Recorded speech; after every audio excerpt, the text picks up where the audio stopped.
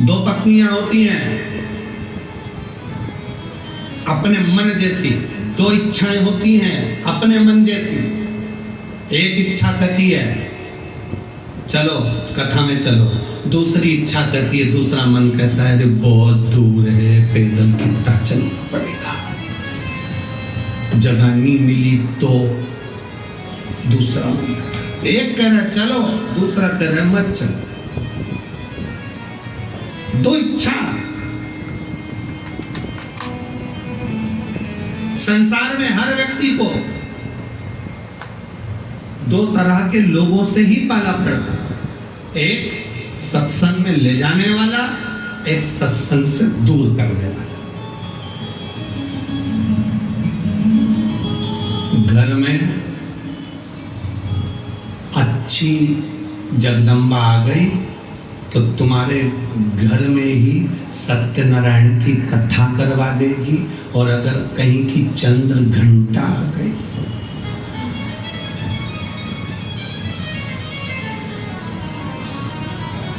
तो सत्यनारायण की नहीं, तुम्हारी खुद की कथा पूरे मोहल्ले में करवा देगी। ये निर्भर तुम पर करता। अच्छी आ जाए तो सत्संग में लगा दे, अच्छी आ जाए तो भगवान की भक्ति में लगा दे, अच्छी आ जाए तो भगवत स्मरण में लगा दे, अच्छी आ जाए तो भगवान की कथा में लगा दे, अच्छी आ जाए तो तीर्थ करा दे, अच्छी आ जाए तो भगवान के मंदिर तक ले जाना सिखा दे। और अगर कहीं की अच्छी जोरदार, पार्लर तक छोड़ आना, 4 बजे लेने आ जाना, मेरे को शाम को किटी पार्टी में जाना है, मुझे वो मॉल तक लेकर जाना है, मुझे वहां घूमने जाना है, मुझे वहां जाना है। और एक आई तो भगवान की भक्ति में डुबो दे, और एक आए तो मालूम पड़े वो पूरा जीवन डेंटिंग पेंटिंग जीवन। आजकल के व्यक्ति को जो जल चढ़ाने वाली पत्नियां है ना, जो शंकर जी को जल चढ़ा रही है, कई पति उनसे भी दुखी है।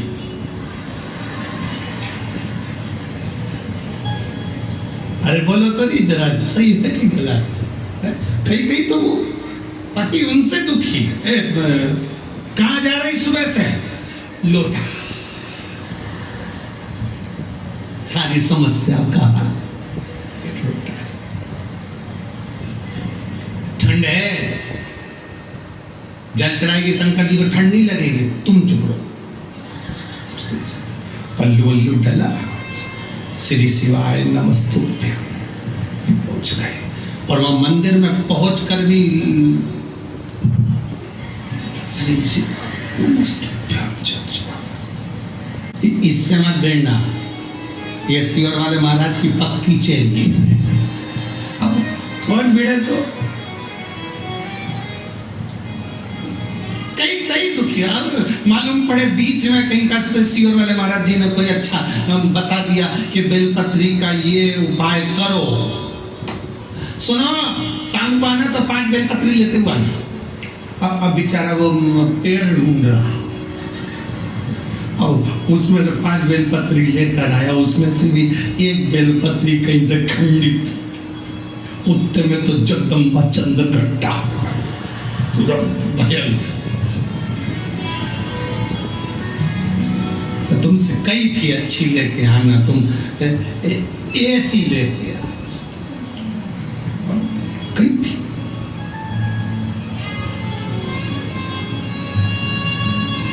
हमारा निवेदन आप सबसे,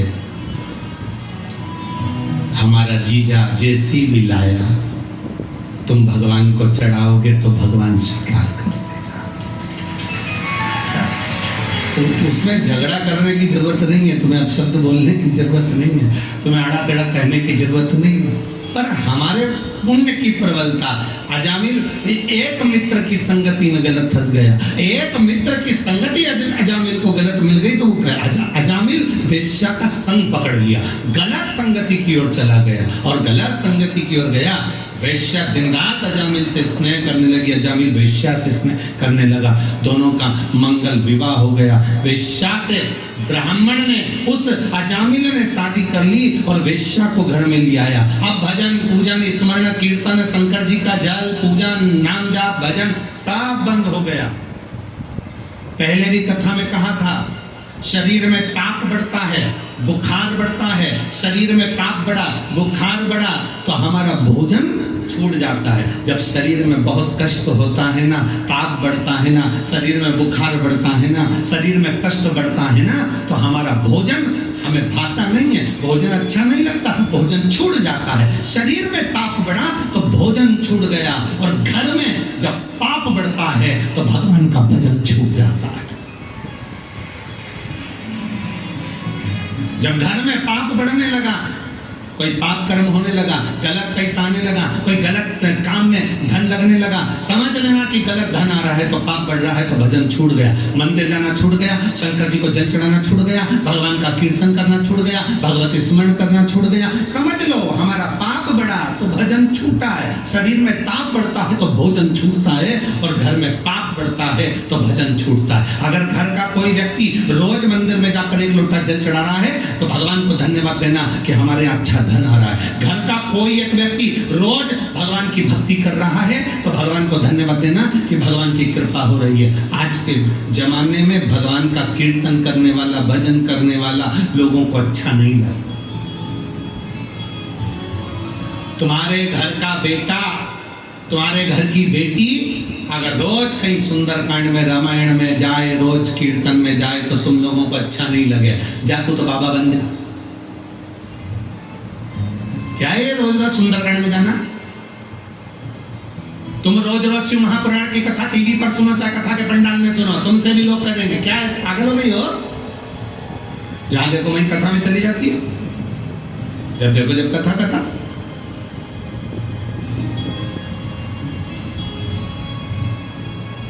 कोई मॉल में रोज जाएगा ना तो उसको कोई नहीं टोकेगा।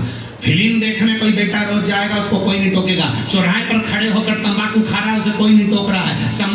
चौराहे पर खड़े होकर गप्पे मार रहा है, उसे कोई नहीं टोक रहा है। अगर रोडों पर चलते चलते गलत काम कर रहा है, उसे कोई नहीं टोक रहा है। पर अच्छी जगह अगर कोई व्यक्ति जाएगा तो उसको टोका ही जाता है। आप अच्छी जगह जाइए, आपको लोग टोकेंगे। आप भगवान के भजन में जाओ, आपको लोग टोकेंगे। आप नाम स्मरण में जाइए, आपको लोग टोकेंगे। भगवान के विरल भक्ति में जाइए, आपको लोग टोकेंगे। पर आप गलत जगह जा रहे हो ना, आपको कोई नहीं टोकेगा। आप गलत काम कर रहे हो ना, आपको कोई नहीं टोकेगा। क्यों नहीं टोकेंगे? क्योंकि उससे आपका पाप प्रबल होगा। पाप प्रबल होगा तो लंकाधिपति रावण के साथ क्या हुआ?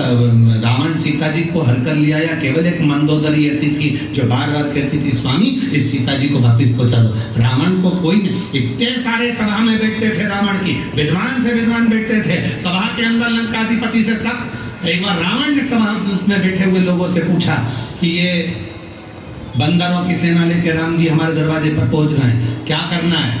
सबने कहा चिंता मत करो रावण, लंकेश चिंता मत करो महाराज, ये बंदरों को हम नोच नोच कर खा जाएंगे। एक चतुर व्यक्ति अगर होता, विभीषण उसमें समझदार था, उस विभीषण ने कहा भैया लड़ने से कोई फायदा नहीं है, सीता जी को दे दीजिए, माँ जानकी है वो, उसको वापस दे दीजिए। अच्छी राय दे रहा था, पसंद नहीं आया, लात मार कर भगा दिया। श्रेष्ठ अच्छे नहीं लगते, सच्ची राह बताने वाला व्यक्ति आपको अच्छा नहीं लगेगा। अगर कोई गलत मार्ग बता रहा है तो आपको अच्छा लगेगा। चल जाने दो और सरल भाषा में समझो।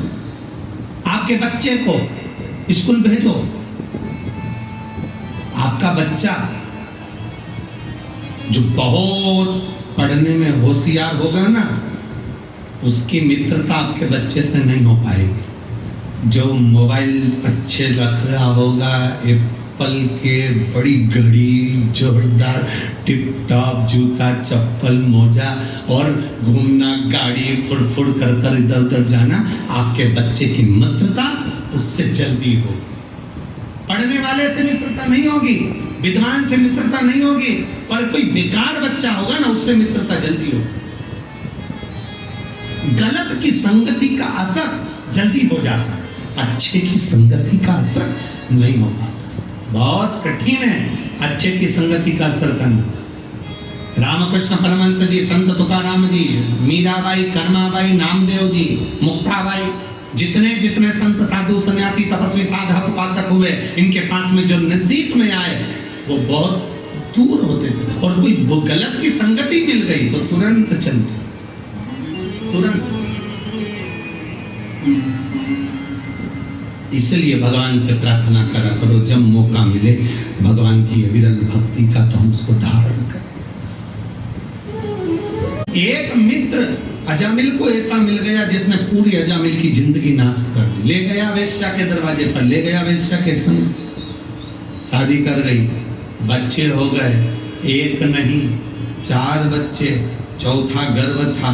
चौथा गर्भ जब आया, परमात्मा कैसी कृपा करता है, अगर आपने जिंदगी में एक बार भी अच्छा कर्म करा है तो परमात्मा उस कर्म का फल हमको जरूर देता है।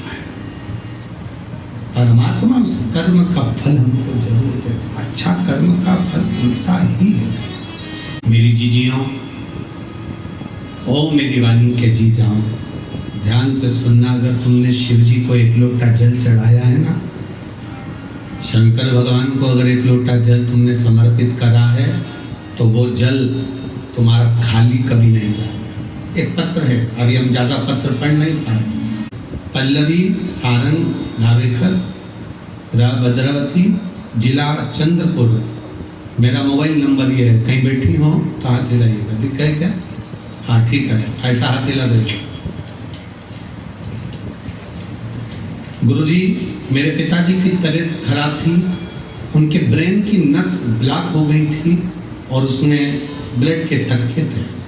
उनकी याददाश्त भी चली गई थी, खाना खाते तो भी उन्हें याद नहीं रहता, कहीं चले जाते तो भूल जाते। याददाश्त उनकी पूर्ण तरह से चली गई, याददाश्त उनकी पूर्ण तरह से चली गई।